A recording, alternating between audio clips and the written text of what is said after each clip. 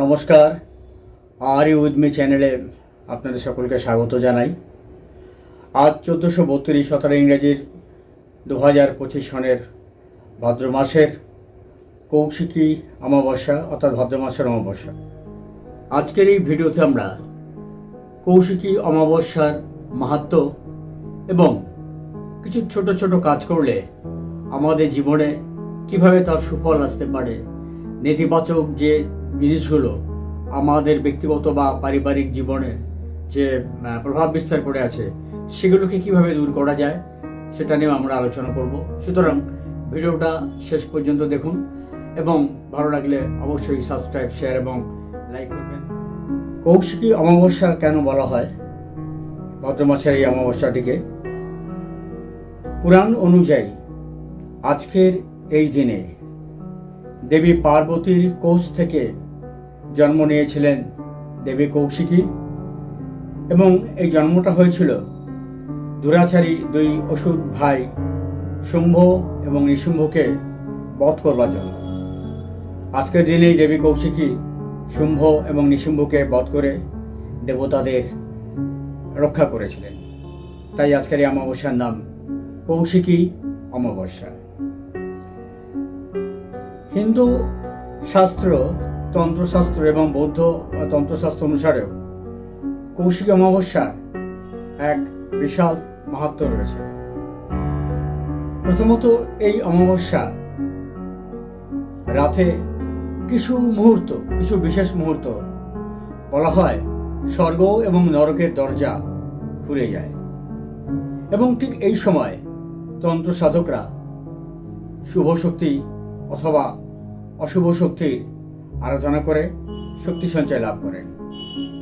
এই কৌশিকী অমাবস্যাকে তারা রাত্রিও বলে অভিহিত করেন। কৌশিকী অমাবস্যা দিনে তারাপীঠে বিখ্যাত সাধক বামদেব সিদ্ধি লাভ করেছিলেন।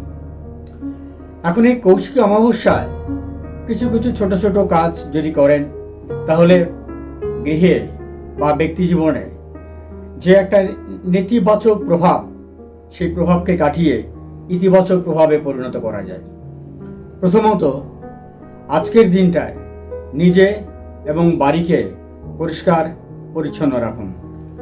দ্বিতীয়ত, আজ অশ্বত্থ গাছে জলদান করতে পারেন, সন্ধ্যাবেলা সেখানে ঘিয়ের প্রদীপও জ্বালাতে পারেন। তৃতীয়ত, আজকে কোনো রকম কোনো বিবাদ বা বিসংবাদে কারোর সঙ্গে জড়াবেন না বা কাউকে কোনো টাকা পয়সা ধার দেবেন না।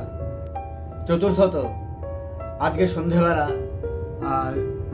ঘরের দরজার সামনে বা ধরুন সিঁড়ি দিয়ে উপরে ওঠার যেখান দিয়ে আপনি ঘরে প্রবেশ করবেন সেখানে দুটো প্রদীপ জ্বালান এবং যতক্ষণ সম্ভব সেই প্রদীপ দুটো যেন জ্বলে। যদি সম্ভব হয় কোনো গরিব দুঃখীকে খাদ্য বা অর্থদান করতে পারেন আপনার সাধ্যমতো, এটা আপনার ক্ষেত্রে শুভ ফল বয়ে নিয়ে আসবে। আজকে ঘরে কোনো বাসি বস্ত্র অথবা বাসি বাসন রাখবেন না, সব পরিষ্কার করুন, ধুয়ে নিন। আজকে মাকে অর্থাৎ মা কালী, মা ধারাকে 5টি ফল এবং 108টি জবার মালা দিয়ে যদি পুজো দিতে পারেন, সম্ভব হলে যদি একটা লাল বস্ত্র দান করেন, ফলপ্রসূ এবং মঙ্গলদায়ক।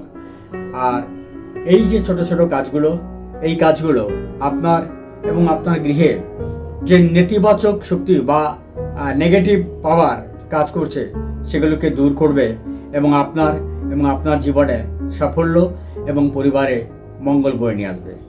ভিডিওটা যদি ভালো লাগে সাবস্ক্রাইব, শেয়ার এবং লাইক করবেন।